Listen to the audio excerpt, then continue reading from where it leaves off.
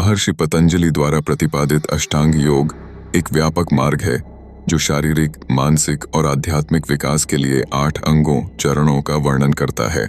इन 8 अंगों का उद्देश्य आत्म साक्षात्कार और परम आनंद, समाधि प्राप्त करना है। ये 8 अंग इस प्रकार हैं। 1. यम, सामाजिक नैतिकता। यम वे नैतिक सिद्धांत हैं जो व्यक्ति के समाज और दूसरों के प्रति व्यवहार को नियंत्रित करते हैं। ये बाहरी अनुशासन हैं जो सद्भाव और शांति बनाए रखने में मदद करते हैं। यम के 5 भाग हैं। और अहिंसा, मन, वचन और कर्म से किसी को भी नुकसान न पहुंचाना। यह सभी प्राणियों के प्रति प्रेम और करुणा का भाव रखना है। संयम, सत्य, विचारों और शब्दों में सच्चाई का पालन करना। सच बोलना, लेकिन इस तरह से कि किसी को ठेस न पहुंचे। अस्तेय, चोरी न करना। इसका अर्थ यह भी है कि किसी ऐसी चीज की इच्छा न करना जो अपनी नहीं है। ब्रह्मचर्य, इंद्रियों पर नियंत्रण रखना। इसका सामान्य अर्थ ब्रह्मचर्य का पालन करना भी है, लेकिन व्यापक अर्थ में यह ऊर्जा को व्यर्थ न करके उसे सही दिशा में लगाना है। अपरिग्रह, अनावश्यक चीजों का संग्रह न करना। लोभ से मुक्त होकर आवश्यकता अनुसार ही वस्तुओं को ग्रहण करना। नियम, व्यक्तिगत अनुशासन। नियम वे व्यक्तिगत अनुशासन हैं जो स्वयं के प्रति व्यवहार और आंतरिक शुद्धि से संबंधित हैं। ये आंतरिक विकास के लिए आवश्यक हैं। नियम के 5 भाग हैं। शौच, शारीरिक और मानसिक शुद्धता।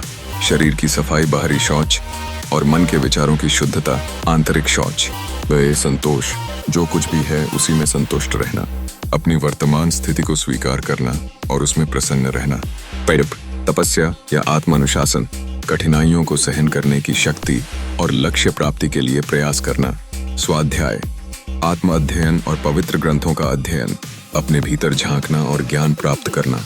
ईश्वर प्रणिधान, ईश्वर या उच्च शक्ति के प्रति पूर्ण समर्पण, अपने कार्यों और उनके परिणामों को ईश्वर को समर्पित करना। आसन, शारीरिक मुद्राएं।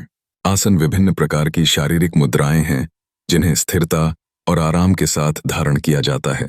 आसन का उद्देश्य शरीर को स्वस्थ, लचीला और ध्यान के लिए तैयार करना है। यह शरीर को नियंत्रित करके मन को शांत करने में मदद करता है। प्राणायाम, श्वास नियंत्रण। प्राणायाम प्राण, जीवन शक्ति, और आयाम, नियंत्रण या विस्तार से बना है।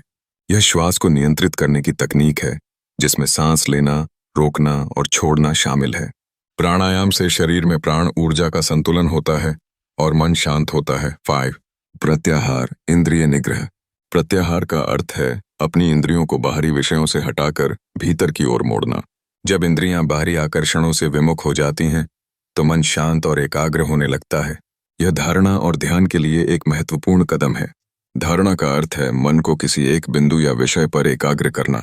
यह मन को भटकने से रोकना और उसे एक जगह स्थिर करना है।